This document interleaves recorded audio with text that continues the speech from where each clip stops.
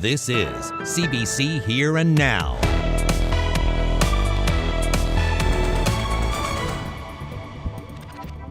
Well, I'm out here at the soccer field in CBS, and somebody is going to walk home with tens of thousands of dollars. I'll explain coming up. The Labrador Island link isn't as trustworthy as it should be. A Nova Scotia engineer is questioning whether the Muskrat Falls project is ready to go.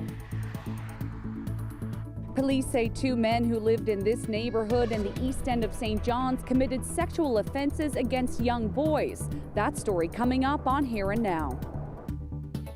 Good evening and welcome to Here and Now. I'm Heather Gillis, filling in for Carolyn Stokes. We began tonight with a chaotic scene outside a downtown St. John's hotel. At least 6 people were sent to hospital for observation this afternoon after a gas leak at the Delta. It happened when someone added water to chlorine, which created noxious gas. Fire crews responded after someone called 911 to report multiple people in the hotel pool were becoming sick. The fire chief says crews pulled the alarm to get everyone out of the building. When we arrived on scene, we talked to the staff here and we established that there was an unknown chemical in the building, in the pool area. So we're not exactly 100% sure what that chemical is right now. But the chemical was dispersed through the air, making people sick. So we evacuated the building by pulling the fire alarm in the building, got everybody out of the building. We got the George Street United Church there established as a muster center for the evacuees from this building, and the convention center, City of St. John's, for the warming center for these individuals. We were there for the dance competition, so there's a lot of girls there getting ready to go on stage, a lot of people inside the ballroom watching the performance happening. And we were just getting her dressed to get ready to go on stage for her next performance, and then just were told that we had to evacuate the building. I came out into the lobby because some of my friends said that the pool, there's something wrong with the pool. I look out the window and I see kids coughing and with towels and other things. Then I plug my nose and then run back that way. Are you feeling okay? Bit cold, but yeah. I was spooked. Very spooked. I was scared.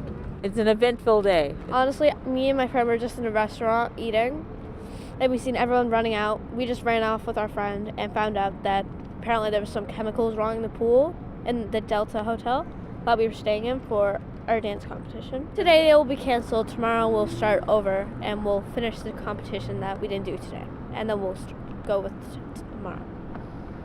Not what you expected today, was it? No. Moving on now, 2 neighbors in the east end of St. John's worked together to sexually abuse boys for more than a decade. That is according to the Royal Newfoundland Constabulary. Police have laid multiple sexual assault-related charges against Tony Humby and Bruce Escott. But as Ariana Kelland reports, the RNC believes there are more victims. And just a warning, the details of this story may be disturbing.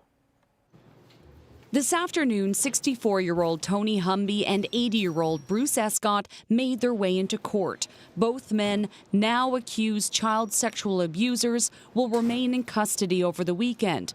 The list of charges against them are long: sexual offenses against youth. Some crimes allegedly happened when the boys were under 16. If you look at the charges laid in the initial investigation, you look at luring and sexual exploitation. So, obviously these individuals have tactics they're using to gain trust and to groom youth to, remain, at their disposal, essentially. Police announced the charges at the start of the week. Historical sexual assaults allegedly occurring between 2007 and 2021. The number of charges have grown since then. The investigators have been learning something new about this investigation every day. We do believe there's more information out there that has yet to be uncovered, and other events that have yet to be learned. The 2 men lived in this neighborhood, the Anjanette Trailer Park in the east end of St. John's. Escott was a firefighter and cab driver. He's retired. He was the first fire chief of the town of Torbay. Sources say that both men were known to take in vulnerable young men into their homes when they had nowhere else to go. Cadigan says the investigation was launched last November when someone came forward about sexual violence that reportedly happened in 2019. The investigation is now much larger, with fears there are more victims out there. With that in mind, we want to advise survivors or families and friends of individuals that we are certainly there to support them and provide them with information and education on the process through making a report and providing information and allowing them to understand that they have control of this process. Both men are expected back in court in the coming weeks. Ariana Kelland, CBC News, St. John's. In other news, a Nova Scotia engineer who's been following the Muskrat Falls hydroelectric development is questioning whether the project has actually been completed. This after NL Hydro CEO Jennifer Williams said earlier this week that the project should be considered commissioned. Here and Now's Mark Quinn explains. Larry Hughes believes it's too soon to say the Muskrat Falls project is ready to go. A recent report to the Newfoundland and Labrador Public Utilities Board details ongoing software troubles plaguing the Labrador Island Link. The Nova Scotia engineering professor says there are still doubts about the link that brings power from Labrador to the Avalon Peninsula. What Muskrat Falls was intended to do was to help shut down Holyrood. But Holyrood is being kept online for the simple reason that the Labrador Island Link isn't as trustworthy as it should be. Hughes' comments come after NL Hydro reported that the Labrador Island Link performed well in recent tests. Oui, on pense ici que ça va être un lien très fiable. Speaking with Radio-Canada, Walter Parsons, a VP with NL Hydro, says the company believes the Labrador Island Link is reliable. He said the company will be watching the link's performance closely over the next few years. Parsons also said the company will be keeping its oil-burning facility in Holyrood operational for the next few years as a backup. Hughes believes more testing will be necessary to prove the link is trustworthy. It will be necessary to ensure that the equipment works during the wintertime. So simply to say that it's working now is, yes, it's essentially a mild weather test. For ratepayers, there isn't an increase just yet. There could be an increase in July. NL Hydro says we'll likely have a better idea of the impact of the Muskrat Falls project on ratepayers in 2024. Mark Quinn, CBC News, St. John's.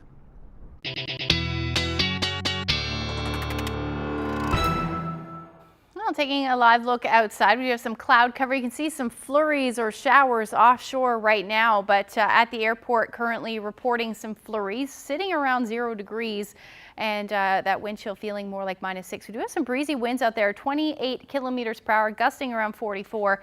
And as we head through the next couple of days, the windy conditions are going to continue. So the reason for that is an area offshore, area of low pressure, bringing some snow to coastal areas of Labrador, as well as all this cloud cover along the northeast coast. But taking a look at the winds pretty much everywhere else, all along the coast, those winds right now are sustained at 41 kilometers per hour in Makkovik. Same thing for Bonavista, even a little bit more at 46 kilometers per hour. So the gusts are a little higher than that, but as we head through to tomorrow morning and into tomorrow afternoon, a good chunk of the northeast coast will be seeing those gusts between 60 and 80, even higher than that in some areas. And there is a bit of sunshine in the forecast, though. We'll get into all the details coming up. Thanks, Ashley. And a sure sign of spring is seeing soccer players taking to fields all over the province, like tonight at the Topsail soccer pitch in Conception Bay South, and that's where we find Jeremy Eaton. He's standing by, and there's no snow on those soccer fields, just green fields. It's nice to see you out there, but it's a bit chilly tonight. Jeremy, what are you doing in CBS? Well, I'm cold for one, but as you can see behind me, some of the future soccer players of this province are out in shorts. They're having a good time. This is like sort of the kickoff to the soccer season. So this is a weekend-long training camp of all ages of our provincial program as they gear up for a busy season. So these are the under 14 and under 13 young women. The young men of the same age just came off the field. So they're gearing up, getting ready for a big season.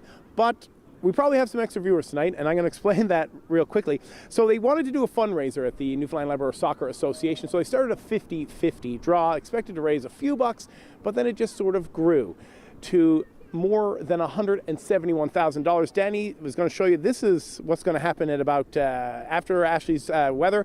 The members of the Soccer Association are going to draw this prize, and somebody who bought a 50-50 ticket is going to walk home with $85,000. And all the money that the Soccer Association has raised, that's going to go help all these soccer players here behind me travel and do everything that they need for the upcoming season. So Heather, after Ashley's weather, we're going to watch this. We're going to chat about where that money's going to go, and we're going to make a draw, and somebody's going to walk home with 85 grand. All right, Heather? well, it's going to be an exciting Friday night for someone, that's for certain. Thanks, Jeremy. Still with sports, the province's oldest golf course has closed permanently. The Ballyhaley Country Club that operated it appears to have a bright future at a new location just down the road. But the same can't be said for the club's curling facility. Here and Now's Terry Roberts reports. At the Ballyhaley Country Club today, heavy rocks and heavy hearts. This passing of an era is very emotional. It is to all of our curlers, actually. A fully booked restaurant, most accepting of what's to come. Now it's time to look to the future and let the young people have the place where they'll be able to play. And I can see it as, in the long term, it'll extend the club's life probably by 50 years. Today, the restaurant is closing. A New Year's Eve atmosphere. The end of an important chapter for this historic, semi-private club. The last curling stones will likely be thrown here over the weekend. The golf course, the final rounds were played last fall, ending a golfing tradition on a site that dates back more than a century. But it's not the end of this well-known brand. It's a massive real estate deal, essentially one big land swap in the city's East End. The Ballyhaley Country Club is relocating here, not far away to the former Clough Valley Golf Club off Stavanger Drive. There's really no other alternative but to do what we've done down here. In addition to the land trade, the Ballyhaley board paid a reported $5 million to acquire Clough Valley from the Dobbin family. The new owners have the keys and are now freshening up the place. Plan here is to open up in May, both golf courses, 36 holes of golf. The new name, Ballyhaley Country Club at Clough Valley Estates. If you're interested in a membership, get in line. There's a long waiting list. Our registrations are up considerably. We're looking at upwards of 600 members. It's not known what the plans are for the former Ballyhaley property. However, the Dobbin family has long played a prominent role in real estate development. While it's a new chapter for Ballyhaley golf, it's the end of the line for Ballyhaley curling, and that's caused some friction among the membership. It's frustrating to think that they haven't included us, a lot of us, in the process. A legal challenge by a group of dissenting members remains before the courts, but it's full speed ahead for the new Ballyhaley. In the end, it worked out for the better of everybody, and we're very happy with it. Most Ballyhaley curlers are moving here to the last remaining curling club in the city. We're looking forward to it. They've welcomed us. All I can say is we've had a great time. Moving on. This deal means the number of golf courses on the Avalon Peninsula will drop from 7 to 6. Now, I spoke to the president of Golf NL about this. Greg Hillier tells me this is good news. He says it will make the golfing market in this area more sustainable. Terry Roberts, CBC News, St. John's. To healthcare now, more contention tonight over urgent care services in Whitburn. Newfoundland and Labrador Health Services rolled back the service earlier this week on Monday due to staffing issues. And tonight, the health authority says that those Monday closures will continue until they recruit more staff. Concerned residents have been pushing back, saying the clinic is no substitute for a full-time ER. The community has been without a 24/7 emergency room since last June. Last month, the province announced the closed ER would reopen as an urgent care center for 3 days a week. Now the service scaled back to 2 on Tuesdays and Thursdays. Andrew Pretty, who is with the local service district in Dildo, says area residents were worried this would happen. Our concern was, Mayor Hilda Whalen said right from the start, all we're going to do with this is burn out the doctors we already have. And this is exactly what's happening. One doctor is unable to do Mondays continuing forward. Andrew Pretty says with doctor shortages right across the province, he doesn't believe Whitburn will be made a priority. And we're not done with this conversation. I'll speak more with Andrew Pretty ahead in about 15 minutes on Here and Now. In other news now, some unionized federal government workers are in a position to go on strike, and that includes about 7,000 workers in Newfoundland and Labrador. The Public Service Alliance represents workers from Revenue Canada, Service Canada, Border Services, and other departments. A union representative for those workers in Atlantic Canada spoke with CBC Radio's The St. John's Morning Show today. They say a strike could have wide-ranging impacts on the public, like delaying tax returns and other benefits. Those monies that people might be relying on might be a little bit longer coming than they normally would have been. Likewise with EI processing times will increase just because the number of employees there to process those claims just won't be there if we're on strike. With some fishing seasons that are coming up, there might be impacts in if there's licensing issues. It could delay people's cross-border travel, and it could delay cross-border economy if delays are caused as a result of picket lines at the borders or at airports. Meanwhile, communities in this province are looking to newcomers to fill vacant jobs. Last night, we told you about a group of temporary workers who have come to work in a Hickman's Harbour fish plant. Experts say more can be done to make the path easier for newcomers and make communities more welcoming. Here and Now's Daryl Roberts reports.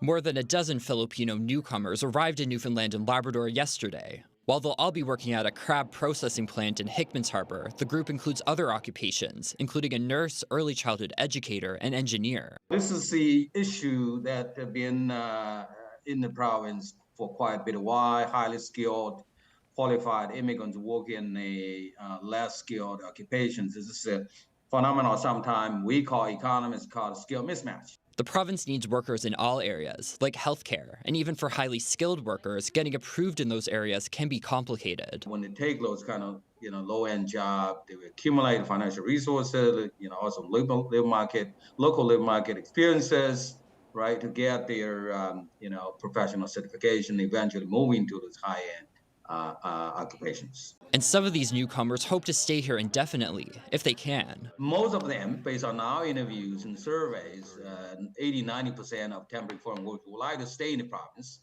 right, and make a meaningful contribution to the province. Last year's immigration bump was mostly confined to urban parts of the province like St. John's, with rural areas having more difficulty attracting newcomers.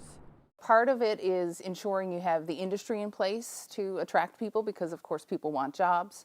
But then there's other issues around housing, around supports, recreation, facilities, childcare. All of these things are part of the fabric that can make a particular place attractive or not. Dieter Walsh with Municipalities NL says there's more communities can do to make newcomers feel welcome. It is about, inviting people to community events, ensuring people feel like they are part of that community and they know how to access things. But it's also ensuring that communities are safe places where harm is not caused, that we are aware of ourselves as humans, and also that we create anti-racist spaces, that we're aware of, things around reconciliation. So all of these things are part of it. As for these newcomers, they're getting settled in their new home and will begin work soon. Daryl Roberts, CBC News, St. John's.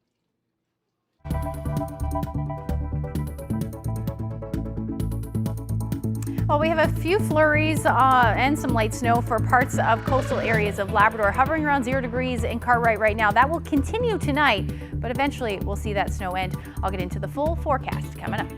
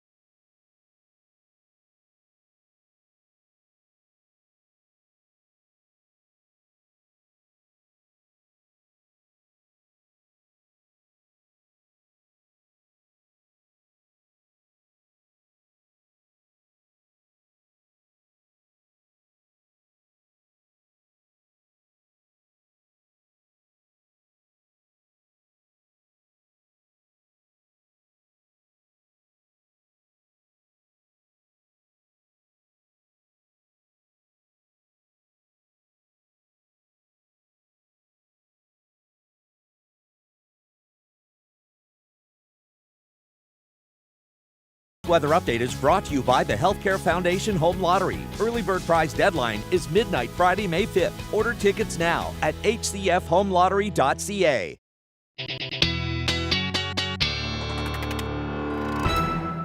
Welcome back to the show. Ashley's here with the weather. Another gray spring day today. What's in store?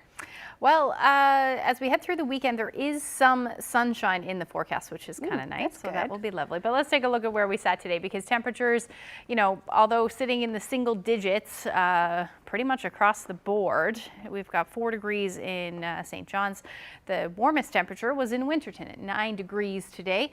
And really all along the northeast coast, we've got some of those cooler temperatures, and that's thanks to an area of low pressure that is spinning offshore, as you can see there. That's what's also bringing some of that snow for coastal areas of Labrador. Now, these bands of snow should end as we head at least through the first half of tomorrow, and then that area of low pressure will go away. But we're also going to see some pretty windy conditions with this as well. So zooming in a little bit, you can see we've got lots of cloud cover, but there were some breaks this afternoon, especially here in the metro area, but the best weather really was along the southeastern or southwestern portion of the island. Right now, temperatures still sitting around the 0 degree mark for the most part, 4 degrees in Happy Valley, Goose Bay, and then the rest of the island still a beautiful evening in St. Lawrence at 9 degrees. You're away from that onshore flow, which is why your temperatures are a bit warmer. We're going to talk about that as we see those northerly winds. Really looking forward over the next, at least the next week or so, we'll be talking about that. So right now, just can see that satellite because radars, both Marble Mountain and Holyrood are still down. It did look like we may have gotten Marble Mountain up this morning, but it looks like it's been pushed to tomorrow. And then for Holyrood, this will hopefully be online as we head into midweek next week. The good news, though, there's not a whole lot of weather to talk about, so it's okay that it is down right now, that's for sure. But like I said, that snow up across Labrador will end as we get into the early morning hours, not anticipating too much in the way of accumulation. Like I said, like I often do say at this time of year, whatever does fall will not last long. But we are still seeing some of that cloud cover, and that will stick around pretty much along the northeast coast as we head through into tomorrow morning, and temperatures will be hovering around the 0 degree mark. Now, we may see them hover a bit above that along the south coast, and then Labrador, temperatures generally between 0 and about -3. The coldest temperatures, though, will be found in Lab West, Lab City particularly at -13 degrees. But you'll note your winds along the northeast coast are going to start to ramp up. So northwesterlies between 50 and 70 kilometers per hour through the night tonight, and even for eastern Newfoundland, northwesterlies between 30 and 50. So the future tracker is not telling us a whole lot as far as what's going to happen because there's not a lot to talk about. The chance of flurries, at least through the first half of tomorrow, along the northeast coast, we'll see some of this cloud cover stick around. I'm not saying we won't see some peaks of sun. That's certainly possible, but generally cloudy. The best weather should be for the west coast and along the south coast of the island, away from that onshore flow. And as we head into Sunday, not a whole lot going on either. Actually, that actually looks like the best day of the weekend for sure across the island, but also across Labrador. Just a chance of a few flurries possible for central areas. By the time we get into the evening hours, though, we'll see the chance of some snow moving right back in to Lab West. Temperatures tomorrow will be very similar to what we're seeing today. Again, a breezy day, winds out of the northwest between 50 to 70 kilometers per hour. So this 4 degrees for St. John's will feel much colder than that. And then pretty much the chance of showers or flurries. First half of the day, some peaks of sun certainly in the mix. And then through central, 3 to 7 degrees. Depending on how much sun you see, you may see temperatures a bit higher than that. But the winds, again, are going to be quite strong. Now for the west coast and along the south coast of the island, Burgeo 8 degrees, so a lovely day for you. Northern Peninsula hovering around the 5 degree mark, and southeastern Labrador as well. Can't rule out some flurries in the morning, but the rest of your day actually looks fairly nice. And then for Happy Valley, Goose Bay, you're looking at temperature around 3 degrees, still hanging on to the chance of some showers or flurries through the day. So for now, let's head back to CBS, where Jeremy is standing by for a big fundraiser for the NL Soccer Association. So Jeremy, hopefully you're enjoying the weather out there. It's a beautiful evening here in CBS, Ashley, and somebody's life is going to get a lot more beautiful when a 50-50 ticket is drawn in mere moments live on TV. I don't think I've ever done that before. Now, before we get to that, and I know there's a lot of people behind the camera waiting, and there's a lot of people watching waiting, but this is Chris Bartlett. He's a coach. He's a member of the board with Newfoundland and Labrador Soccer Association. Chris, what's going on in the field here behind us? So today we're kicking off our season for our provincial team programs. Today's the first day of training camp for our teams. We have players here tonight. Under 13, 14 boys just completed. We got 13, 14 girls here behind me. I think 15 boys and girls coming after. And our older ages are down at King George tonight. We will be doing this all weekend long. This finishes up for us on Sunday, and then that's camp week 1 done for us. Now, the provincial program got a massive boost. Talk a little bit about when the NL, oh man, I keep trying to say it, Newfoundland and Labrador Soccer Association, NLSA. Talk about when the NLSA first started the 50-50 thing. So we started the 50-50. It opened up for us around the end of February. We had some goals to sell and hopefully have a good prize. We decided to sell about 20,000 tickets, and we thought that was more than anything we would ever imagine selling, and we sold out in just 15 days. Holy smokes! Yeah, it was amazing. It just took off. So tonight we're going to be giving away $85,500 to a lucky winner. Oh, there's a lot of excited people here behind us. Now, people are going to wonder. Now, $85,000 is going to go to a lucky person. Hopefully they're here tonight or watching on TV. But what is the rest of the money? What does your half of the money go towards, Chris? So all the profit that comes from this draw will be divided amongst the players in our program, and that will go towards their travel costs. All these players will get to travel to a competition this year, most of which will be out of province, even some out of country. So this goes a long way to help those players and their families cover that expense. So you sold out in 15 days. Have people been asking since, like, can I get in on this? Can I get in on this? Oh, everyone, yeah. We definitely have been bugged. I don't know how many people this week have said, how can I get a ticket? I want a ticket this week. And I said, sorry, no, we're sold out. But we will be, we're in the works of starting a second one, and that'll be coming very soon. Now, this is young Henry. He's a goalkeeper, a 12-year-old young man, handsome fella. He's going to pick, now this is the moment of truth, so I want you to reach in and dig in there. Now, there's so many tickets in there, you can't even spin it. Now, get in there. Now, hypothetically, Chris, if you were to win $85,500, what's the first thing you would do? Well, being on this field tonight's pretty chilly, so it's going to be somewhere down south. It's going to be a trip next weekend, I'd say. Now, this is like, so there's 45 seconds. All right, now this is Damian Masterson. He's the president of the association. He's going to write it down. We're doing this for dramatic effect to make sure the people at home, he's going to write down the name. He knows who the winner is. He knows who's got $85,000. I have tickets, and somebody said if my name gets drawn, they're going to have to throw it back. So, are you having trouble spelling it there? No, you're good? All right, so now the winner of $85,000, 500. Who is it, Damien? Susan Foran. So there's Susan Foran. You are $85,000, 500. Now, how does she collect the prize? Who does she call, Damien? She will contact Rob at the NLSA office, and we'll write a check for her, and we'll make sure that she gets it. And in the meantime, she can have this rubberized check. And so basically now this is a big boost for these young soccer players here behind us, players like young Henry himself, a big boost for the provincial program, and now a big boost for somebody's pocketbook and bank account with $85,000. So, reporting live from the field in CBS. This is the first time we've ever done a giveaway, I think, ever done something like this. Reporting live from CBS, I'm Jeremy Eaton for Here and Now. Thank you. We're going to keep fighting and advocating to get our clinic back to 24/7 emergency. We need that clinic open, and it's very important. The province added urgent care to compensate for an ER closure, but now that service is being scaled back. More on the state of healthcare in the Whitburn area just ahead.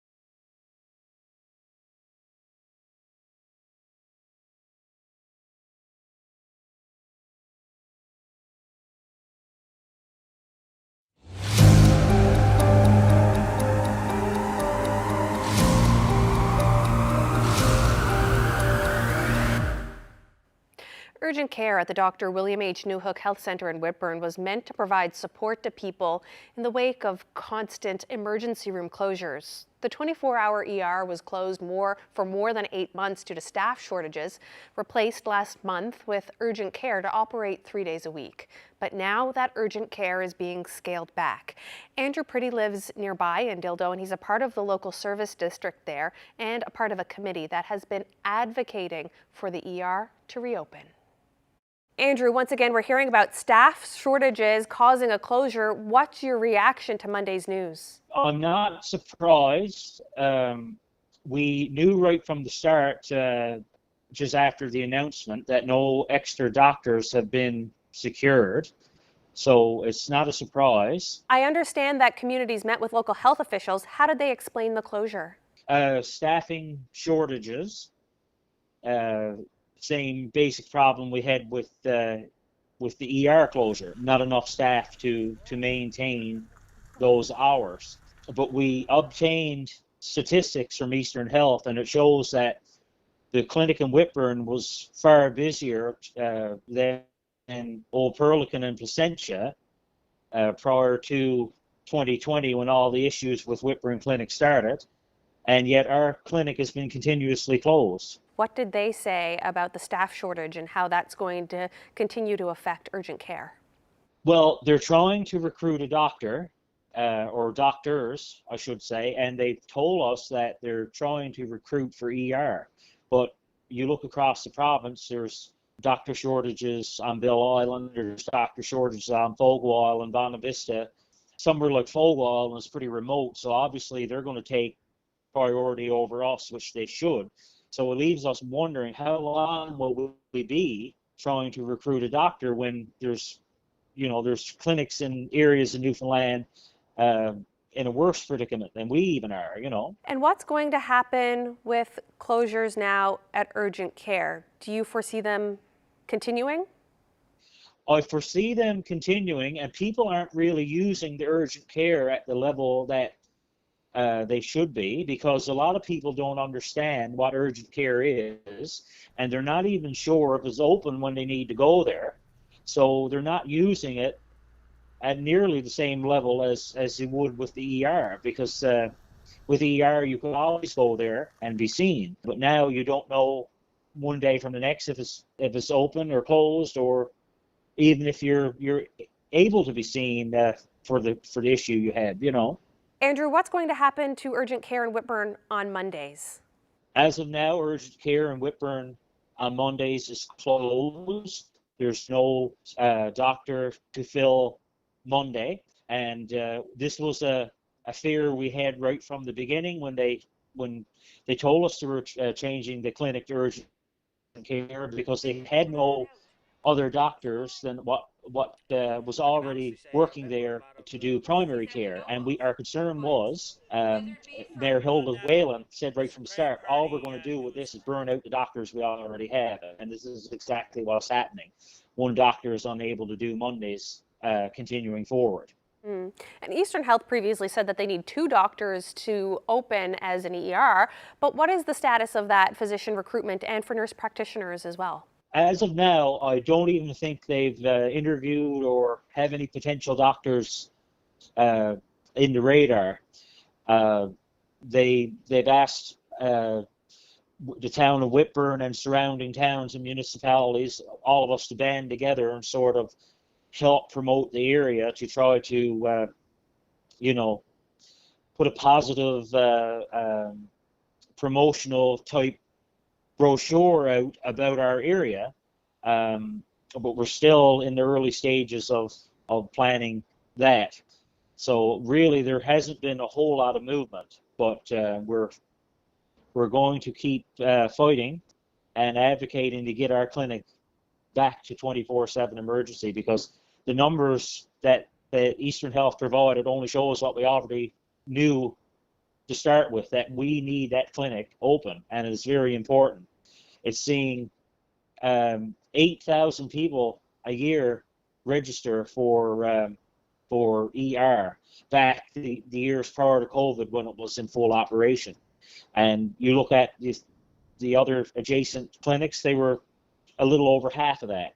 So whippering is important. People in the area held protests over the winter to protest the closure of the ER. Do you plan any more action like that? If we don't see action working in a direction that's going to restore 24/7 ER, you can expect more protests. We're not backing down from this.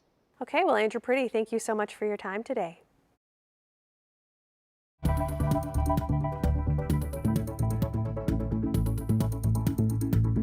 Just because it's small, that don't mean it's easy to do. I think it's harder to do something small. Steve Moores is a builder, but on a much smaller scale than most. Just ahead, how he brings tiny worlds to life.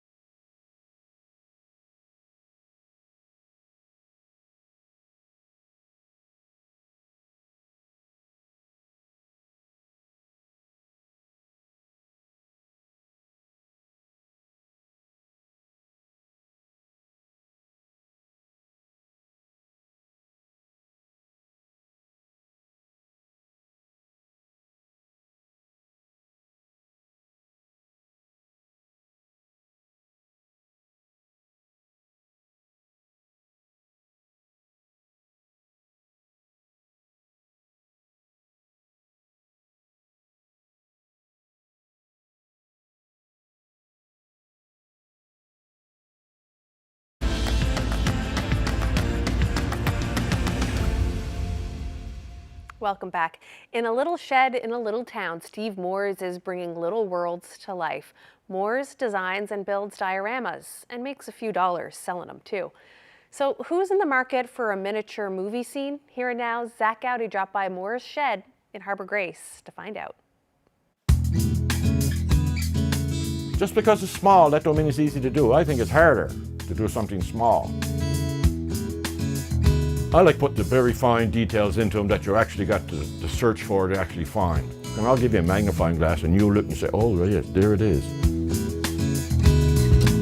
Hello, my name is Steve Moores. As you can probably see around me, I spend a lot of my time at the dioramas. I spend quite a bit of time out here actually. I guess I started about 8 years ago, probably. No particular reason why. It just came to me and I started, and now it's almost like an addiction.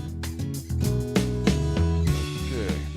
As maybe a lot of you might recognize this to be Alcatraz, the infamous prison in San Francisco Bay. I took a lot of photographs of this, especially to get the window detailing in. And then, of course, I decided to add their little raft that they supposedly escaped on. Who knows? I am a bit of a movie buff, and well, like the Green Mile, I guess everybody knows the Green Mile, so I said, why not build Old Sparky? Here we have another famous movie scene, Lord of the Rings. This would be Bilbo Baggins' home, The Hobbit. This was highly researched off photographs as well to get as close to the actual site that I could. But a lot of the maybe older folks might remember The Honeymooners, the pretty famous TV show. I still watch it now. And I thought he turned out pretty good as well.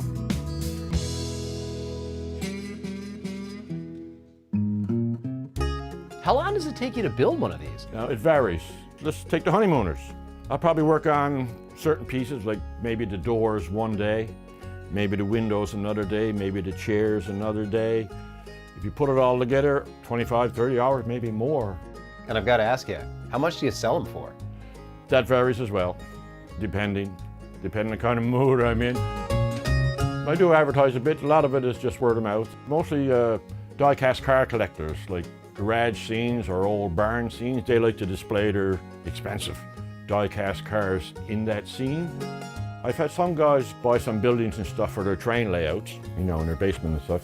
People from all over the place. Tourists come by in summer times. They walk out with something in their hand, happy enough, jump aboard the car and they'll take a look at that kind of thing, Oh, I love it. I'd probably never stop. You can lay it on your shelf in your living room, sit back, talk about it, look at it. Like almost every time you look, you love to see something different that you've never seen, almost like a photograph, really. But, because it's actually there, but you can touch it,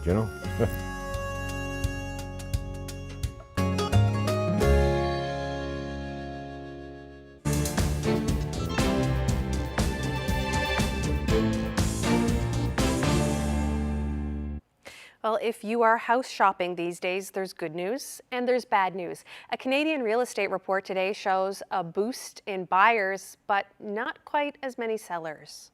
Figures from the Canadian Real Estate Association show the number of homes being sold is dramatically lower than a year ago.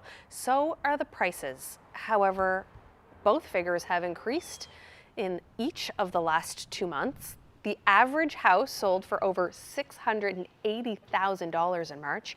Real estate agents are optimistic that even though a recovery seems slower than in previous years, it will still be a busy spring. And a European robotic explorer is now barreling through space to get to Jupiter after an early morning launch from French Guiana in South America. Allumage Vulcain.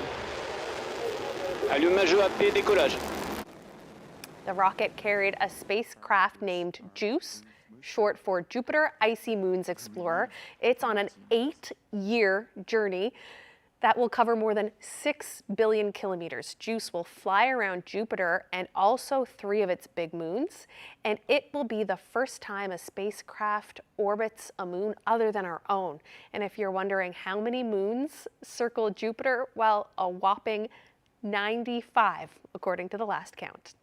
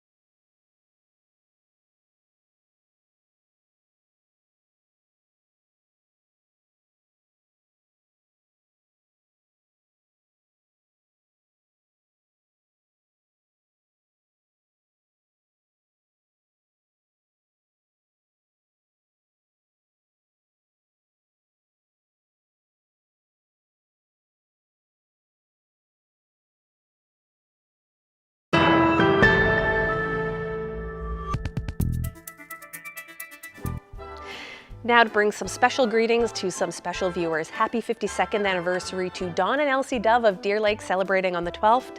Happy 65th anniversary to Audrey and Wilson Stoyles of Goobies.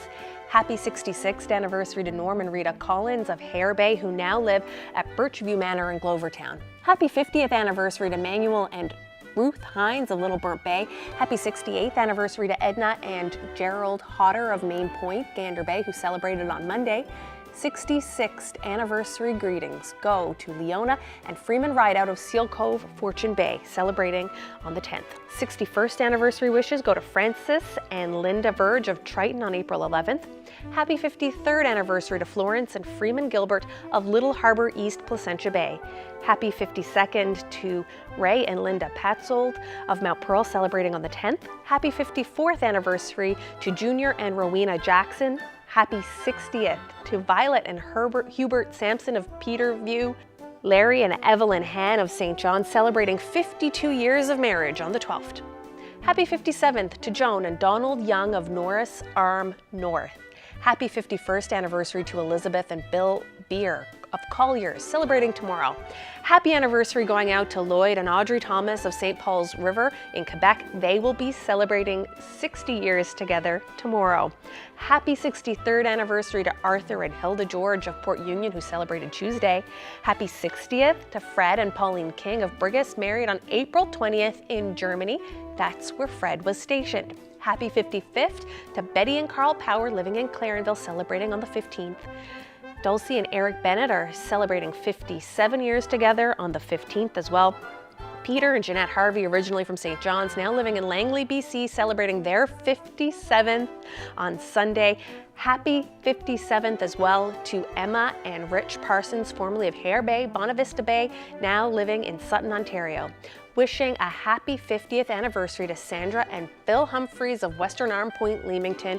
50th anniversary greetings to Mildred and Stanley Penny from Port Hope Simpson, celebrated on the 13th. Joe and Ruby Fifield of Valleyfield, Bonavista Bay, celebrating their 56th anniversary as well. On to our birthdays now, wishing Lawrence Coombs of Plum Point a happy 90th birthday.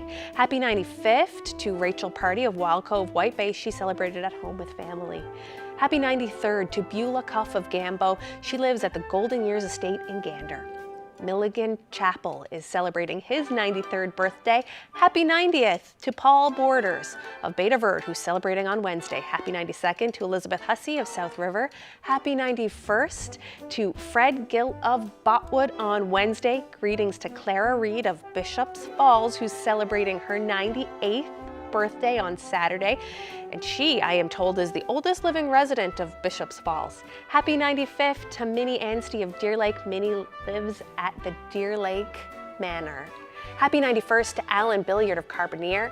Happy 92nd to Hilda Lane of Buckins. Greetings from your family and friends. She celebrated on April 11th. And finally this evening, birthday greetings to Elsie Higdon of New Harbor, who is going to be 103 years old tomorrow on Saturday, April 15th. Elsie now resides at the Shagrock Manor in Whiteway.